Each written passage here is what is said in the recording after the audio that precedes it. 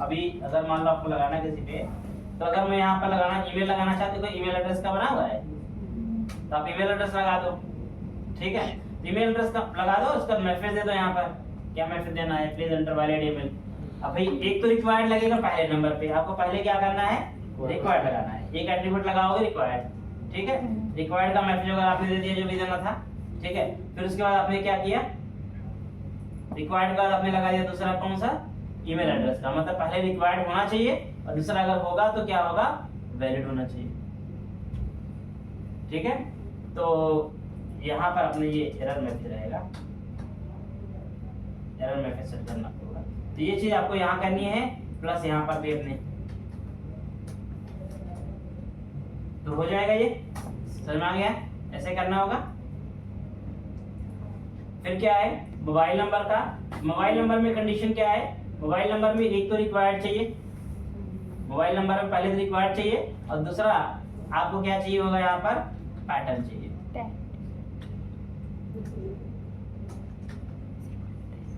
Regular expression. Regular expression में आपको क्या करना होगा, ये जो पैटर्न होता है इसमें सबसे पहले आपको देखो पैरामीटर में क्या मांगता है, नंबर 1 पे आपको पास करना पड़ेगा पैटर्न, ठीक है, और नंबर 2 पे आपको पास करना पड़ेगा क्या, एरर मैसेज, ठीक है। तो पैटर्न, अब भाई मोबाइल नंबर का बेसिकली क्या है, रेगुलर एक्सप्रेशन आपको चाहिए अगर मोबाइल नंबर वैलिडेट करना है, एरर मैसेज आपको क्या देना है, let you decide. But mobile number में पैटर्न होगा, वो पैटर्न कैसे मिलेगा, पैटर्न आप खुद भी बना सकते हैं, क्योंकि मोबाइल नंबर का स्टैंडर्ड फॉर्मेट क्या है भाई, स्टार्टिंग उसकी 9876 से हो सकती है, 4 कैरेक्टर्स होती है, और लेंथ उसकी जो होती है वो बेसिकली 10 डिजिट की होती है, तो एग्जैक्टली आप 10 डिजिट भी रख सकते हो, यही आपका पैटर्न होगा। तो इस पैटर्न को सेट करने के लिए आपको यहाँ पर गूगल पे भी मिल जाते वैसे हैं, इंडियन मोबाइल नंबर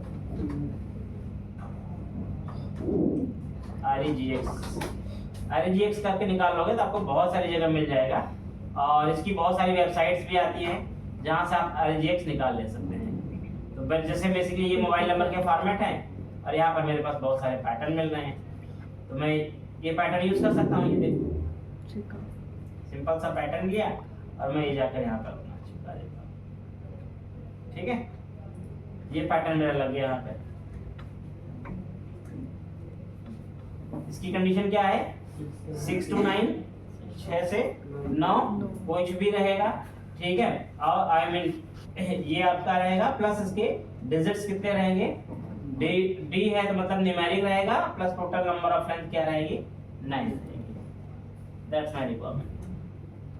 ऐसे बहुत सारे मिलेंगे, आपको इसमें थोड़ी सी रिसर्च करनी पड़ेगी, अगर आपको ये सही नहीं लगता है दूसरे भी निकाल सकते हो, बहुत सारे पैटर्न यहाँ पर मिल जाएंगे, ठीक है। तो ये खुद करना आपको है, ट्राई करना है, और रेगुलर एक्सप्रेशन अगर आपको आता है बनाना तो आप बना भी सकते हो, कोई मुश्किल काम नहीं है, बट इसके कुछ अपने रूल्स होते हैं, वो पहले हमें पढ़ने पड़ेंगे रेगुलर एक्सप्रेशन बनता कैसे है, ठीक है। रूल्स में उसके कुछ सिंबल्स हैं, उन सिंबल का मतलब समझना पड़ेगा, लेंथ कैसे बना डिसाइड होती है, रेंज कैसे डिसाइड होती है, स्टार्टिंग लेंथ क्या होनी चाहिए कैसे डिसाइड होती है, एंडिंग कैसे डिसाइड होता है, इन बिटवीन पैटर्न क्या चाहिए कैसे डिसाइड होता है। तो ऐसे कुछ 6-7 इसके रूल हैं, वो रूल्स पढ़ोगे तो आपको समझ में आ जाएगा, ठीक है, अगर प्रैक्टिस करनी है तो। अदरवाइज तो आप काम करने के लिए आपका ये काम चलेगा। अगेन जेंडर ड्रॉप डाउन है तो केवल रिक्वायर्ड चाहिए, उसमें कुछ नहीं चाहिए। अगेन स्किल्स, ठीक है। तो स्किल्स में बेसिकली क्या है, आपके पास चेक बॉक्सेस है, थोड़ा सा मुश्किल काम है। स्किल्स में चेक बॉक्सेस होते हैं, और चेक बॉक्सेस में क्या होते हैं कि चेक बॉक्स का क्या बिहेवियर होता है, कौन बताएगा, या मैं पूछूं तुमसे रेडियो बटन और चेक बॉक्स में क्या डिफरेंस होता है? कोई एक होगा ना, रेडियो बटन पे सिंगल सिलेक्शन होता है, चेक बॉक्स होता है मल्टी सिलेक्शन के लिए, ठीक है। तो अगर आपको मल्टी सिलेक्शन करना है तो चेक बॉक्स यूज करो। तो स्किल्स हमारे केस में क्या है भाई, किसी को 4 स्किल आती है, किसी को 6 आती है, किसी को 10 आती है, लेकिन कम से कम एक स्किल आनी चाहिए। मेरी रिक्वायरमेंट ये कम से कम एक स्किल आनी चाहिए, ठीक है। तो यहाँ पर चेक बॉक्स चलेगा। अब चेक बॉक्स यहाँ पर जो हैंडल होता है वो एरे से हैंडल होता है, क्योंकि भाई पता तो है नहीं कि 4 भी हो सकता है, 2 भी हो सकता है, 10 भी हो सकता है, तो हम एरे में हमेशा रिसीव करते हैं इसकी वैल्यू, ठीक है। तो तो चेक बॉक्स का हमेशा क्या बनेगा, एरे बनता है, स्ट्रिंग टाइप का एरे बन जाएगा और एरे में सारी वैल्यू आपकी आ जाएगी। ठीक है। सिमिलरली अच्छा, चेक बॉक्स के लिए हमारे पास पहले से कोई वैलिडेशन नहीं है, पहले से इसका कोई वैलिडेशन नहीं है। इसके लिए हमें जब हमारा एरे बन के आएगा वहां पर हम चेक करेंगे कि उस एरे की लेंथ एटलीस्ट 1 होनी चाहिए। ठीक है, तो एटलीस्ट उसकी लेंथ 1 है तो हम उसको पास करेंगे, अदरवाइज उसमें हम एरर डाल कर एरर थ्रो करा देंगे। Please select at least 1 check box 1 scale something. ठीक है। एड्रेस में क्या कर सकते हैं, रिक्वायर्ड लगाएंगे और इसमें मिनिमम मैक्सिमम का एक लगेगा 20 से 250 कैरेक्टर का। तो मिन और मैक्स का तो आपको पता ही है, यहाँ पर ऑलरेडी अवेलेबल है। अगर आपको लगाना हो तो मिन लेंथ ये है और सिमिलरली आप चेक करोगे तो यहाँ पर मैक्स लेंथ। ठीक है, ये दो है आपके पास, ये आप यूज करते हैं। पिन कोड का बेस्ट तरीका यही है कि पिन कोड को इंटीजर टाइप एक्सेप्ट करो, रिक्वायर्ड लगा दो और उसको लगा दो नंबर न लगा के।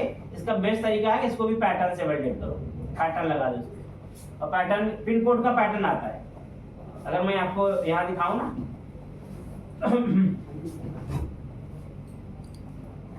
पिन कोड, इस वेबसाइट पे जाओगे अब पिन कोड का आपको चाहिए, यहाँ पर एक्सप्रेशन आपको मिल जाएगा। ये देखो इसका एक्सप्रेशन, इसमें क्या है 0 से 9, मतलब कोई भी न्यूमेरिक वैल्यू हो सकती है। टोटल कितनी लेंथ होगी, 6 डिजिट की होगी।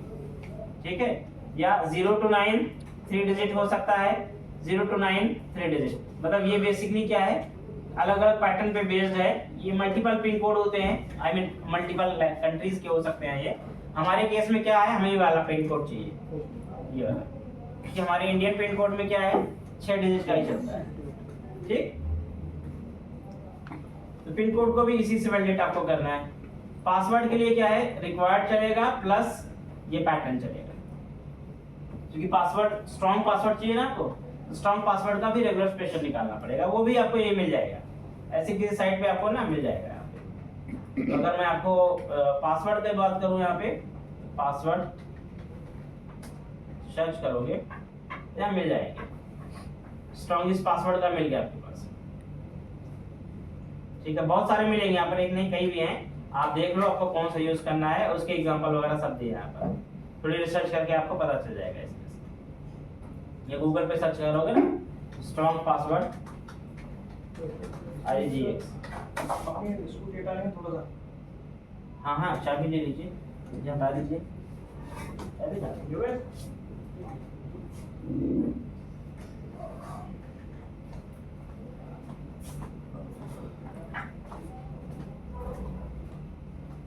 ये देखो बहुत सारे पैटर्न अपने पास पड़े हुए हैं यहाँ पे।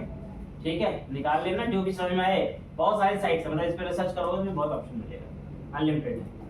सेम कंफर्म पासवर्ड पे क्या करना है, रिक्वायर्ड लगाना है नंबर 1, और दूसरा एक पासवर्ड पैटर्न आता है कंपेयर। तो कंपेयर पे क्या लगाओगे आप, कंपेयर पे अदर प्रॉपर्टी, यानी कि किस फील्ड से वैलिडेट करना है उसका नाम दे देना है, पासवर्ड से वैलिडेट करना है, और उसके बाद एरर मैसेज क्या देना है वो तो तुम्हें पता ही है। ठीक है, तो ये तुम्हारा क्या हो जाएगा, कंपेयर का। क्लियर है, कोई वैलिडेशन ना समझ में आ रहा हो, सभी हो जाएंगे जितने वैलिडेशन है। पूछो किसी को दिक्कत हो, मंडे चेक करूंगा सबका मैं। चेक बॉक्स के लिए हम लोग क्या लिखेंगे, हम पहले एरे में वैल्यू रखेंगे, लेंगे, रिसीव करेंगे चेक बॉक्स की सारी। ठीक है, और जो एरे आएगा हमारे मॉडल में हम उसकी लेंथ चेक कर लेंगे कि उस एरे की लेंथ हम चेक करेंगे। एरे ऐसे करोगे, यहाँ मैं बताऊंगा तुमको कंट्रोलर पे। जैसे कि मान लो हमारे पास एक एरे आया, सपोज करो आपने ऐड कैटेगरी पे ही ले लेते हैं, यहाँ पर आपका मान लो एरे में आ गया चेक बॉक्स। ठीक है, तो आपने यहाँ पर मान लो वो एक स्ट्रिंग टाइप का ऐसे बना हुआ आएगा, मान लो हमने लिया CH। ठीक है, ऐसे आ गया, और मान लो इसके अंदर हमने यहाँ पर कुछ दे दिया, अभी यहाँ पे क्या होगा, ये मेरा एरे आ गया चेक बॉक्स का जो फॉर्म से बंद किया गया। एरे ही रखना होगा, कैसे हैंडलिंग करनी है वो ध्यान रखना कि आपको फॉर्म का जो फील्ड बनाओगे चेक बॉक्सेस के लिए, स्किल्स के लिए, वो एरे टाइप का, स्ट्रिंग टाइप का एरे होना चाहिए। ठीक है। अब दूसरी चीज क्या है कि यहाँ पर आपको यहाँ पर क्या करना है, सिंपली कुछ करना नहीं, कंडीशन लगाना होगा। इफ चेक जो भी है dot length less than equal to 0, अगर ये 0 आ रही है मतलब कम 0 है, 0 से कम मतलब इसमें कोई आइटम्स नहीं है, इसका मतलब यही है। ठीक है, तो हम क्या करेंगे, मॉडल स्टेट में एरर कस्टम ऐड कर देंगे। यहाँ पर मॉडल स्टेट आता है dot add model error. Error में यहाँ पर क्या रहेगा, हमारे मॉडल प्रॉपर्टी का नाम रहता है स्किल्स, वही यही रहेगा। एरर मैसेज क्या दे देंगे कि प्लीज सेलेक्ट या चूज एटलीस्ट 1 स्किल, ऐसे मैसेज दे देंगे, बस हो गया। और यहीं से रिटर्न करा देना, आपको रिटर्न व्यू करा दोगे ऐसे। ये लाइन ऑफ कोड आपको कंट्रोलर में लिखना होगा।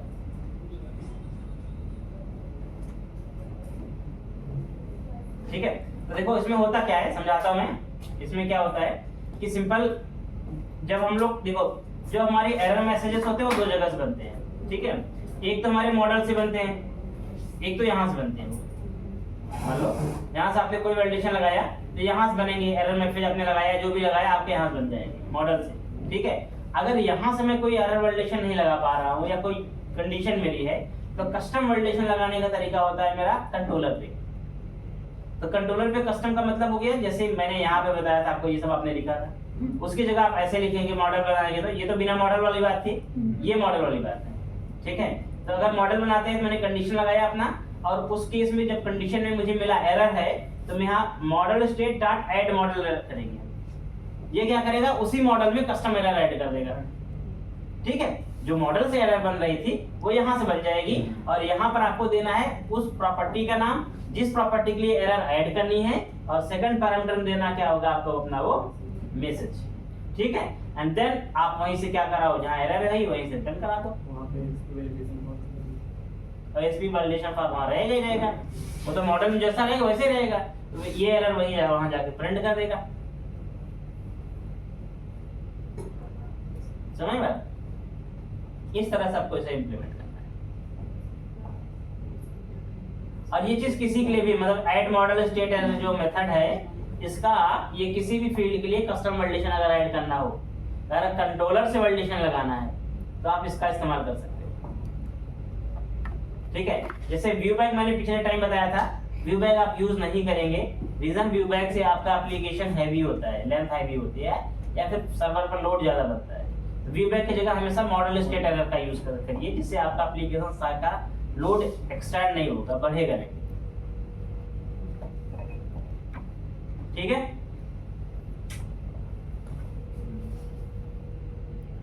क्लियर है?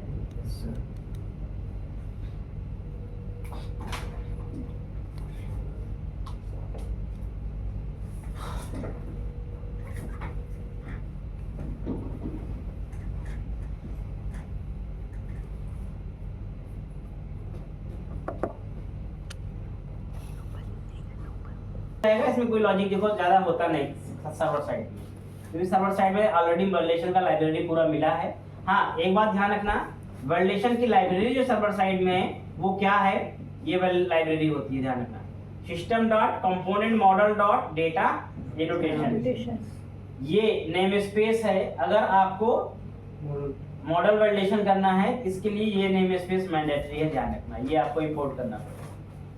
ये पता है आपको, जितने भी फंक्शंस हैं, जितने मेथड है, हर कोई किसी न किसी नेम स्पेस में है, तो वैसे ये भी एक नेम स्पेस में एग्जिस्ट करता है, component model dot data annotation.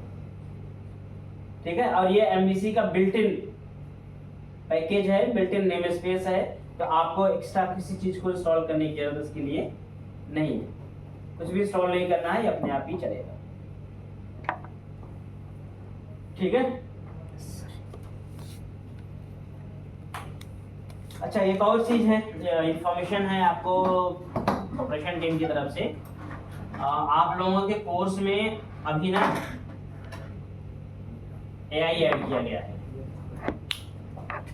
तो आपको डॉटनेट में ही, डॉटनेट से अलग नहीं कि आपको data science Python machine learning अलग करनी पड़ेगी, आपको डॉटनेट में ही AI भी इनबिल्ट करनी है। ठीक है, डॉटनेट में बहुत सारे, माइक्रोसॉफ्ट ने बहुत सारे पैकेजेस दिए हुए हैं, जैसे टेंसरफ्लो दिया हुआ है, एज्योर दिया हुआ है, और बहुत सारी लाइब्रेरीज दे रखी है इन्होंने, चैट जीपीटी भी इंटीग्रेशन दे रखा हुआ है।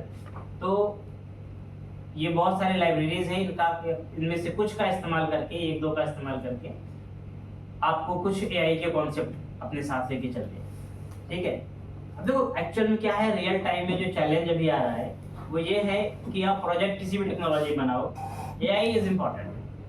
क्योंकि प्रोजेक्ट क्या चाहिए ना, क्लाइंट को स्मार्ट प्रोजेक्ट चाहिए, स्मार्ट एप्लीकेशन चाहिए जिसके अंदर काम ऑटोमेशन हो, ऑटोमेटेड हो।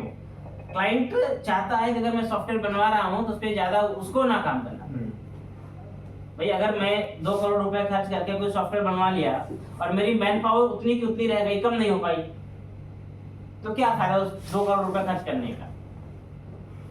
तो क्लाइंट क्या चाह रहा है, क्लाइंट चाह रहा है कि भाई हम प्रोजेक्ट बनवाएं तो सही, लेकिन उसके साथ वो ऐसा ऑटोमेटेड हो जो हमारी 60 to 70% मैन पावर को क्या करे, रिड्यूस कर दे, 60 to 70% मैन पावर को कम करे। तो उसके लिए AI एक ही ऑप्शन हमारे पास है, AI। ठीक है, तो AI के साथ यूज होता है जावास्क्रिप्ट और jQuery। अगर आप कोई फ्रेमवर्क यूज कर रहे हो, UI फ्रेमवर्क जैसे रिएक्ट या एंगुलर, तो उसमें तो अपना वैलिडेशन उनका होता ही होता है। अगर वो सब हम यूज नहीं कर रहे हैं तो हमारे पास क्या ऑप्शन है, जावास्क्रिप्ट jQuery का।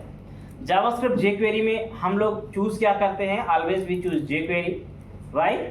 Because of jQuery is a lightweight library which provide readymade methods to integrate the easily things. ठीक है, तो हमें क्या करना है भाई, सिंपल, अगर हम जावास्क्रिप्ट कोड लिखेंगे तो लंबा सा कोड होगा। jQuery हमें रेडीमेड लाइब्रेरी दे रहा है, रेडीमेड थिंग्स दे रहा है, रेडीमेड मेथड दे रहा है, हम क्या करते हैं, इजीली उसे इंटीग्रेट कर लेते हैं। तो अगर हमारे प्रोजेक्ट के अंदर रिएक्ट या एंगुलर यूज नहीं हो रही है तो 99% केसेस में हम jQuery का ही इस्तेमाल करते हैं। ठीक है, तो jQuery यूज है, jQuery के थ्रू आप अपना सारा काम कर सकते हो। jQuery बहुत ही आसान लाइब्रेरी है, ऐसा भी नहीं बहुत कॉम्प्लिकेटेड है, कोई उसमें आर्किटेक्चर है, बहुत कॉम्प्लेक्स, बहुत सिंपल चीज है, बहुत लाइटवेट है और बहुत सिंपल लाइब्रेरी, इसलिए बहुत पॉपुलर भी है। jQuery को मोस्टली यूज होने का रीजन यही है। तो ऑलरेडी आप लोगों ने जावास्क्रिप्ट की क्लास तो की हुई है। ठीक है, जावास्क्रिप्ट में कॉन्सेप्ट पढ़े हुए हैं, jQuery की कुछ चीजें हैं वो हम समझेंगे और उसमें मैं कोडिंग आपको कोड बताऊंगा कैसे करना है jQuery का, वो आप कर लेंगे तो थोड़ा समझ में आ जाएगा। jQuery के 3-4 टॉपिक हैं जो आपको थोड़ा सा देखने पड़ते हैं, समझने पड़ते हैं, वो टॉपिक कर लिए आपको मतलब jQuery आ गई। ठीक है, तो क्लाइंट साइड वैलिडेशन jQuery के थ्रू करना है। अब देखो फॉर्म वैलिडेशन के लिए jQuery में ना बहुत सारी लाइब्रेरी आती है रेडीमेड, अगर आप गूगल करोगे तो आपको नंबर ऑफ लाइब्रेरी मिलती है। ठीक है, but number of library use करने से पहले बेस्ट मैं मानता हूं कि अगर आप लाइब्रेरी यूज करते हो तो लाइब्रेरी से क्या होता है कि भाई एक तो jQuery आप जब भी आप प्रोजेक्ट में यूज करोगे तो jQuery तो आप अपना इंस्टॉल करोगे। अब साथ के साथ अगर आपको jQuery की वैलिडेशन लाइब्रेरी यूज करनी है तो वैलिडेशन लाइब्रेरी भी आपको साथ के साथ इंस्टॉल करनी पड़ेगी। ठीक है, jQuery वैलिडेशन, और अगर आप कोई दूसरा वैलिडेशन, कोई भी वैलिडेशन यूज करोगे तो हर किसी की अपनी एक लाइब्रेरी आती है। ठीक है, तो लाइब्रेरी तो यूज करना बहुत ही आसान काम है क्योंकि लाइब्रेरी में सब कुछ बनाया होता है, केवल आपको कॉन्फ़िगरेशन करना होता है। तो किसी भी वैलिडेशन के लिए लाइब्रेरी यूज करना कोई चैलेंजिंग काम नहीं है, बहुत ही आसान काम है क्योंकि आप लाइब्रेरी यूज करोगे तो सब कुछ बना मिल जाएगा। तो मैं लाइब्रेरी आपको नहीं बता रहा, मैं आपको कस्टम कोड बताता हूँ कि हम लाइब्रेरी में यूज करके अगर हमें कस्टम मेथड्स लिखनी होगी तो हम कस्टम मेथड से कैसे अपने वैलिडेशन लगा सकते हैं। और कस्टम बनाने का फायदा ये होता है कि आपका कस्टम कोड ऑप्टिमाइज ज़्यादा होता है, एज वेल एज अगर कल को चेंजेस करनी हो वैलिडेशन की टेक्निक में, वैलिडेशन के लॉजिक में, तो आपके लिए बहुत ही आसान होगा कि आप केवल अपने उस कस्टम कोड पे जाइए, वहाँ वैलिडेशन चेंज करिए, सिस्टम में वैलिडेशन सभी जगह अपने आप चेंज हो जाएगा। बहुत सारे केस में क्या होता है, किसी एग्जिस्टिंग लाइब्रेरी को मॉडिफाई करना मुश्किल होता है, उसमें चेंजेस मुश्किल होता है क्योंकि उसमें आप कोई चेंजेस कर दोगे तो पूरा कोड हिल जाता है उसका। देखो सिंपल चीज़ है कि अगर किसी और का लिखा हुआ कोड है, किसी टीम का लिखा कोड है, उसमें चेंजेस करना मुश्किल है। मेरा लिखा कोड तो मैं पूरा समझता हूँ ना, उसमें तो मैं कैसे भी चेंजेस कर लूँगा। तो इसलिए हम लोग प्रेफर करते हैं कि हम क्या करें, कस्टम लाइब्रेरी बनाएं या कस्टम अपना कोड लिखें जिसमें अपने वैलिडेशन को इम्प्लीमेंट करें। ठीक है, तो चलो स्टार्ट करते हैं वैलिडेशन इम्प्लीमेंट करना।